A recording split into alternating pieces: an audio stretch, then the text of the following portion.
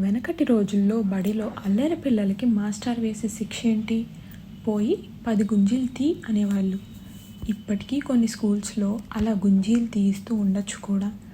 అయితే ఇది మన వరకు మాస్టర్ వేసే పనిష్మెంట్ అని అనుకున్నాం, కానీ అదో వరం అంటున్నాయి ఆధునిక వైద్య పరిశోధనలు. ఎందుకంటే అప్పుడు శిక్ష అనుకొని ఆ గుంజీలనే ఇప్పుడు అమెరికా నుంచి ఆస్ట్రేలియా వరకు సూపర్ బ్రెయిన్ యోగా పేరుతో సాధన చేస్తున్నారు. మరి ముఖ్యంగా అల్లరి పిల్లలలో ఏకాగ్రత పెంచేందుకు ఈ గుంజీలని చక్కని వ్యాయామం అని చెప్తున్నారు సైంటిస్టులు.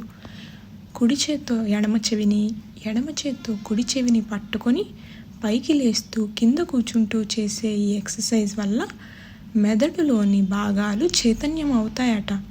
దీనివల్ల కాన్సన్ట్రేషన్ పెరగడంతో పాటు మతిమరుపు కూడా తగ్గుతుందంట.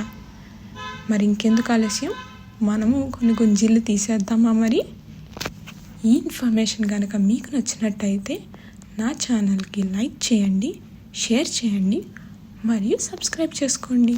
Thank you.